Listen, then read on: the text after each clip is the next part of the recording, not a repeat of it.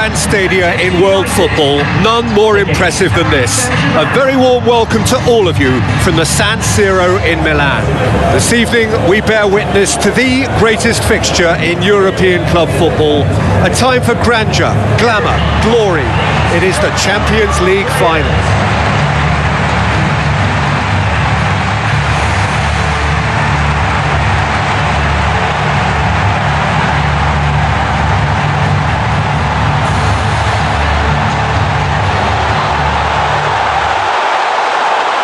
So the players and officials stand tall for the anthem.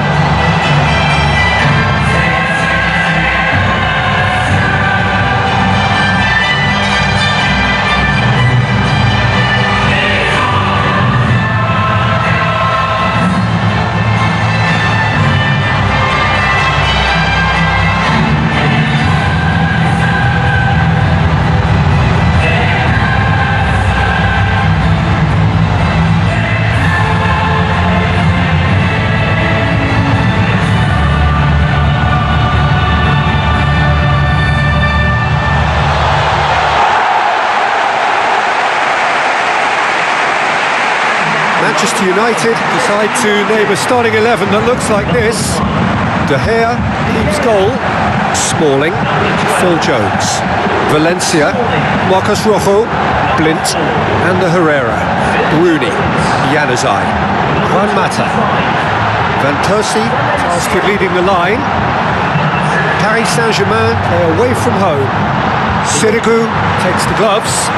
Thiago Silva, David Luiz, Van der Veer, Aurier, Matuidi, Cabaye, Marco Verratti, Lucas Moura, Cavani, Ibrahimovic, tasked with scoring goals.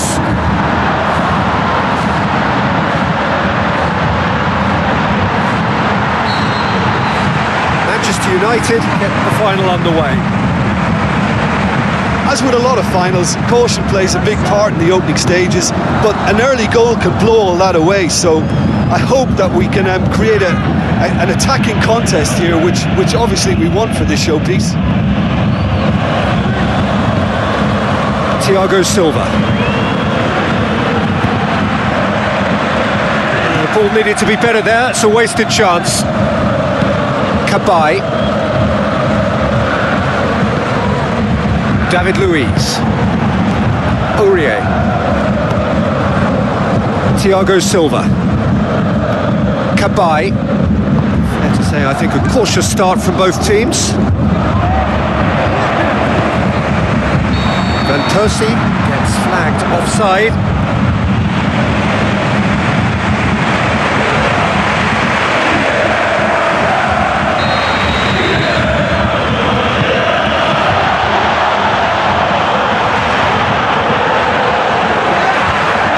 Side really getting hold of the ball.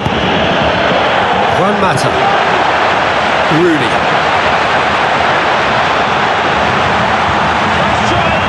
You could just about hear the collective sigh there. They know they got away with one. Thiago Silva gets into the right position to intercept. Matuidi. Midway through the first half, and there's an impotence about this game that's causing me concern, and probably most of the stadium too. Let's just hope that by the end it'll have been forgotten. Smalling, Valencia. So what now? Aim forward. Januzaj. Goal! Manchester United! Could turn out to be a big, big goal. Perfect placement, the one place the keeper couldn't reach. Well, I think two keepers would have had a hard time keeping that one out, never mind one. There was real venom in the strike and clear composure from the placement.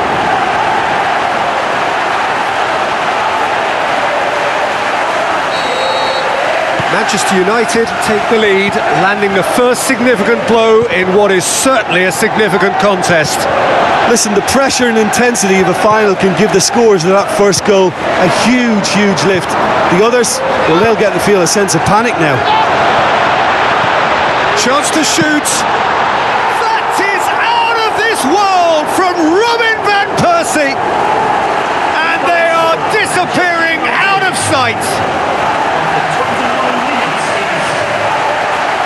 Lovely goal, perfect poise to set himself for the strike.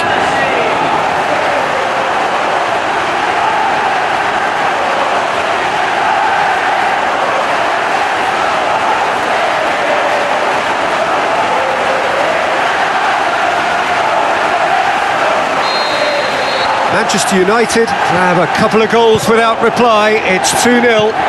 Well, that second goal has given them so much more command and confidence now, and they should be able to take it on from here and either add to their lead or close it out. Surely they'll manage one or the other.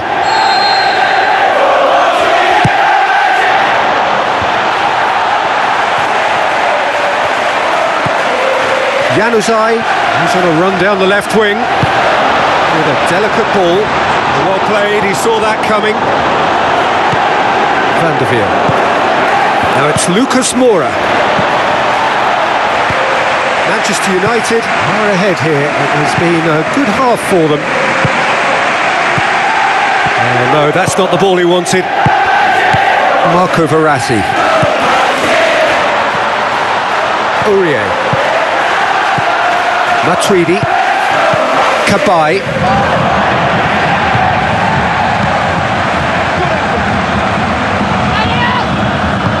Januzaj, who has made his impact already. And it's Lucas Moura. Rooney. Van Persie. Cabaye. Whistle's gone, and we've reached the halfway point of the final. We've had the first 45 minutes of the final, Jim. How's it looking for you? Yeah, they'll be boosted by the fact that they've got the advantage at this stage, but will their approach be the same after the break? Certainly, if they don't add to it early on in the second half, I think they may begin to retreat, just try and hold on to what they've got. Manchester United ahead 2-0, and they are looking good. Marcos Rojo. Van der Veer. David Luiz. Marco Verratti. Aurier. Marco Verratti. Aurier. Cavani. And it's Aurier. Out for a throw. No complaints about that challenge. Robust but fair. Rooney. Deftly done. Ball is over the line.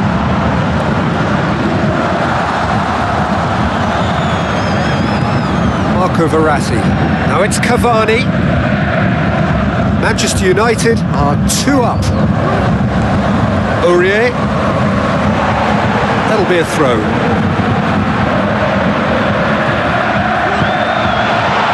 And it's Van Persie. Played out to the right. Januzaj could try cutting inside here. Oh, surely! They are running riot! And the lead is 3! It is surely done!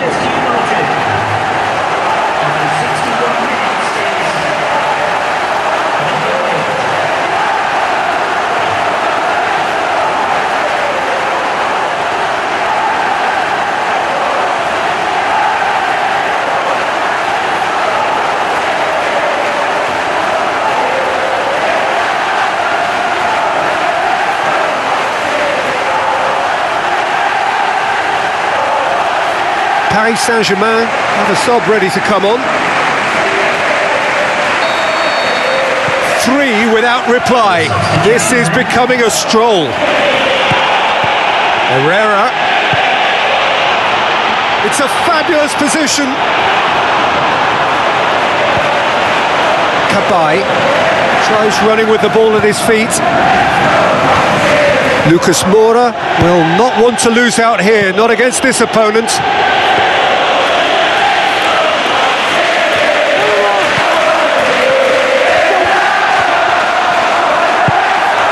And it's Cabaye. Matuidi goes direct to the front line. Januzaj. Manchester United like to make a change here. The defence can get it clear. No question, that's a foul.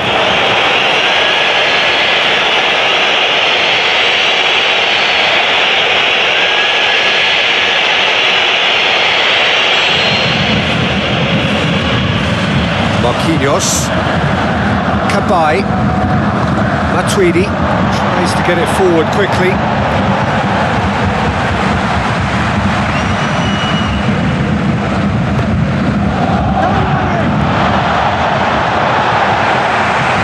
Rooney. Januzaj. Good run through the middle, but he needs support. Out wide to the right. Valencia. Fence has got rid of that. Januzaj looks to dink one in, and he's whipped it in low. Marquinhos can hoist it clear. Cabaye pumps it upfield. They really are proving themselves to be solid all over the field. Both sides a bit lacking in intent. David Luiz with the ball through. It's a goal! They're back within reach! Oh, beautifully dispatched. There was no reaching that. Well, you know, sometimes it pays off not to think too much about things, just put your foot through it, and that was a good example. Great contact, and the keeper had very little chance.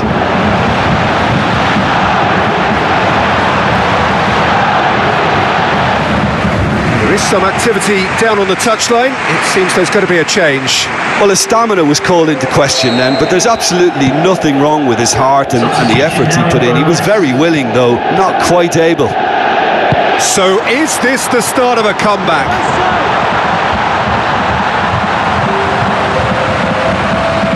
Oh, well intercepted, really alert to the danger. Oh, he's found him in space. Van Persie. It's Van Persie! That is out of this world from Robin Van Persie!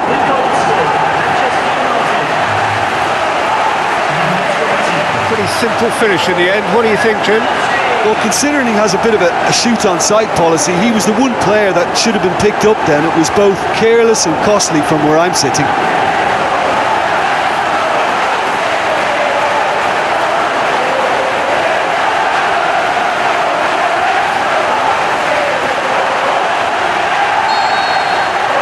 Manchester United blast themselves into a 3-goal lead.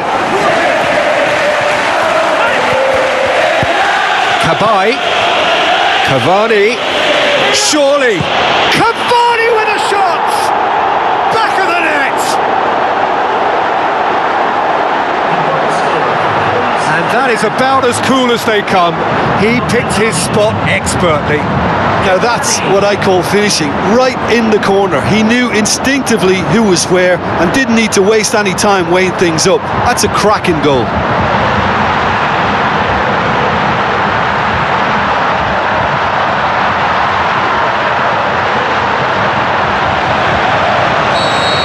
So, just a consolation, or is there a way back from here? And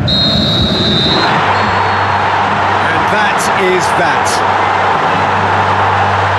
The date in their history, the pinnacle of their existence, the greatest honour European football has to bestow, winners of the Champions League.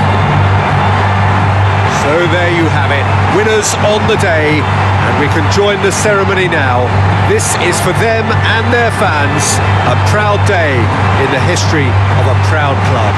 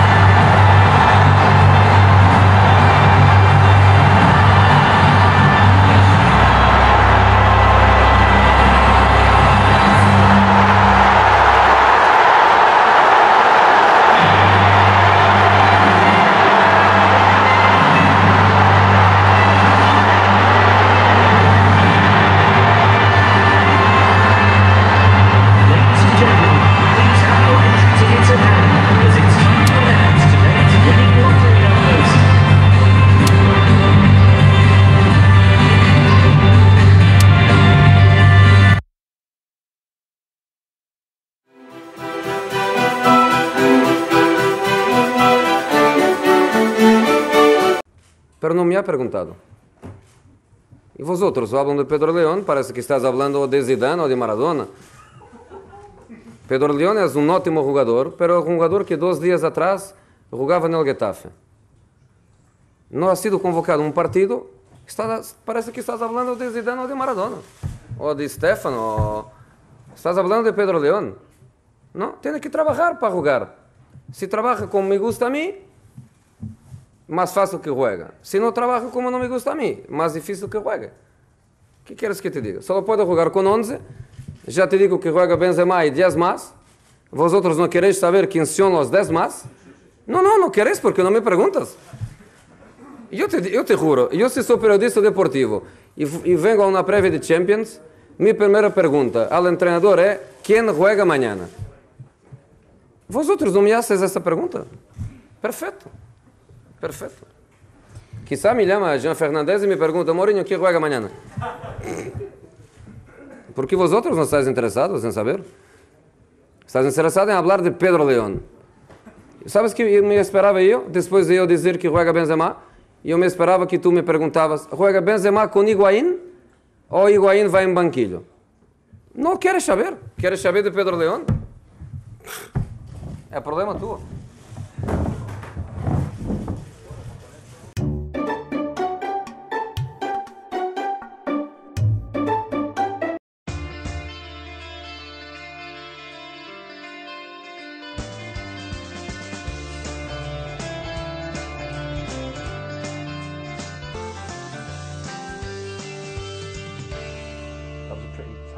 Talented crop of players that you were part of.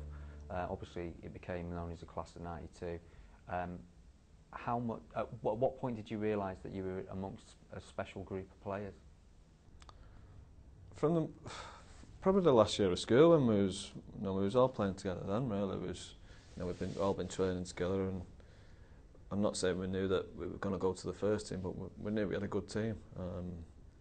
Obviously Saturday mornings playing for the A and B team, we knew we had a decent team because we was winning most weeks and nearly every week. But you never quite imagined that you'd go on to transfer to the first team as well. It happened with the youth team, to a certain extent with the reserves as well. And we were just looking at the manager decided to give us all a chance at the same time, really. Well, saying that there was some before others. To try and do it in the first team, and it worked. How big a part was the local lads? Because obviously there were a few lads that came in from outside, like Keith Gillespie from Northern Ireland. There was Robbie Savage from Wrexham, and obviously David Beckham as well. For being a London lad. How big a part was the local core of that team and the sort of local thread that ran through it? For team spirit, I mean. Yeah, team spirit was great. We were all in and around the Manchester area. Nicky was was right in the centre of Manchester, really, and I was North Manchester. Gary and Phil from Bury, Ryan, Salford, Ben Thornless. A lot of youth team players were in and around the area, so we knew it was massive for us to be involved with such a big club, the biggest club obviously in the world, at what we thought, and the biggest club in Manchester, obviously, and it was just, it was a dream for us to be playing for our local team. When you went away and played in tournaments sort of internationally, I know you went over to Switzerland and places like that, did it become clear to you that there was a certain style of play that was maybe Manchester based or English style, I guess, compared to what other teams were playing? I'm not sure. It's difficult to say. It was always drilled into you to pass and move. That was the way Eric taught us to play, and that was the way the first team played. That was, I think that went right through the club, from the youth teams, up, like say, to reserve, to the whole idea of being a reserve and youth team players, that you play the way the first team do. So if you do get into the first team, you know what's required of you. And we knew we had to work hard, and I think the main thing was to express yourself. That's the main message you got from Eric. Plus you have to work as hard as you possibly can as well. How much competition was there amongst you as a group of players to break into the first team, or were you kind of pleased for each other when you did, but it drove you on as well? Yeah, there's always big competition between players in squads. You all want to be there playing on the Saturday afternoon, and as you know, there's only 11 players and not everyone can play. But at the same time, close to your mates, the people that you've grown up with from 13, 14, and if you see them playing for the first team, you couldn't be happier for them. I think Nicky might have been the first one. Obviously Ryan was in, but from my year group, Nicky was the first one, and really pleased for him. He deserved to be in there, and he was great. And that spurred you on even more to show that you might have a chance in years to come. When you got your chance in the first team, how did it feel to get your chance, having seen the likes of Nicky get his? Well, you knew you had to take it. It was a big chance for you. The managers give you that chance to come and show what you can do, and it may only be 15-20 minutes, but that 15-20 minutes was the biggest 15-20 minutes of your life, because you had to show something. And if you did that, the manager, it was all about the next game as well. If you do well, then I might have a chance again the week after. That was the way I saw it anyway, and the way I tried to take things. Was it a big occasion for the Scholes family, like seeing you all those years of taking you to matches and all that around the country and stuff? When you got in there, your family must have been delighted for you. I don't really know. I can't remember. I don't have to. I don't know if my mum and dad went. I think they might have gone to the Port Vale game away. No, it wasn't a major thing. I'm not one to overreact to stuff like that. My family are much the same. It was just, I've got a chance to play in the first team. Try and take it. Everyone remembers the class of '92, especially the local lads that came through in that. But there have been others that have done it since as well. Like Danny Welbeck's an example now of a local lad that's done it, and some of the lads that you've worked with at coaching level last season, like the Will and Michael Keane, Tom Thorpe, Ryan Tunnicliffe, Tyler Blackett, Lionel Cole, all local lads. Do you think it's important that they keep coming through the system here? Yeah, of course. It's great that you can have lads from Manchester, local lads, and they're all talented players as well. That's why they're here. It doesn't really matter where they're from. It's just a bonus that they are from Manchester, and they know the importance of playing for this big club. You having coached them last season, I mean, how good are these young lads that are coming through? I think they're very good. Yeah, I don't think we lost a game last year. They went on to win the reserve team trophy, and there's some really good players. Jesse Larney, like you say, a really good player, good on the ball. Michael and Will, different types of players, but both very, very effective, and tonners as well. A few of them had little spells out on loan as well, which is great for the experience. And if they keep working hard, and it is going to be difficult because there's a lot of players to get through, but the manager watches them all the time. He'll watch them in training, he'll watch them in games, and if he feels they're ready, they'll be thrown in.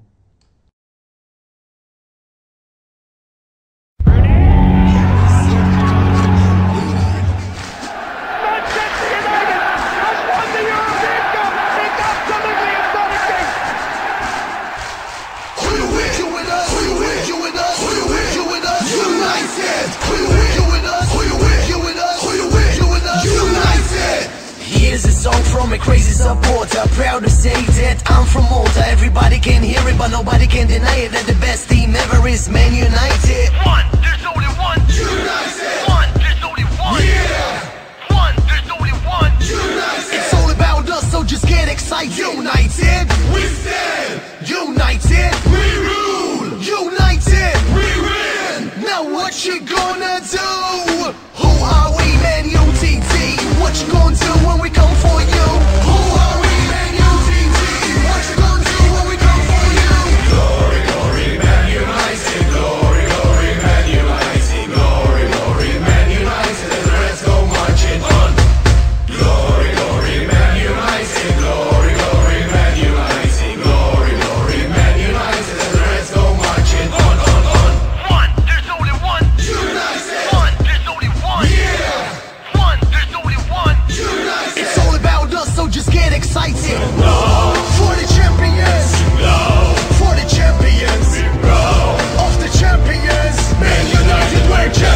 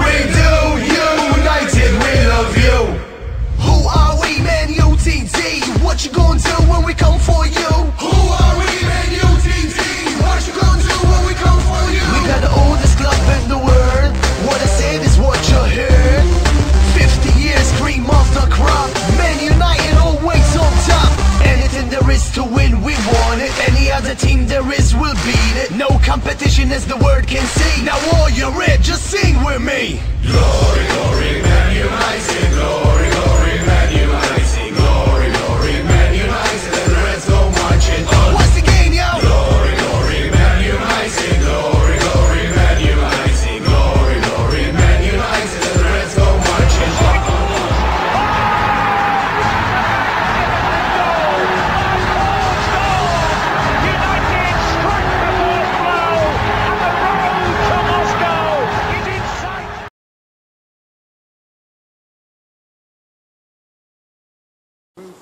Is the television gantry. When we're live on television, that's where the cameras are. Directly behind me over there in the stand, what look like grey seats, they're actually grey desks. That's where the press and the journalists sit. A small section of very, very dark red seats next to that. There for the visiting directors, and then across the passageway, the Manchester United directors. Now where you see the two benches at pitch level, where those people are stood down there, they're what we call the dugouts. Like Manchester United's case, that's where Alex Ferguson sits. The assistant manager, kit manager, physiotherapist, club doctor, and of course the substitutes. And that centre tunnel there is the tunnel the players used to use to gain access to the pitch before the Hillsborough disaster. Very briefly, for anybody who doesn't know about Hillsborough,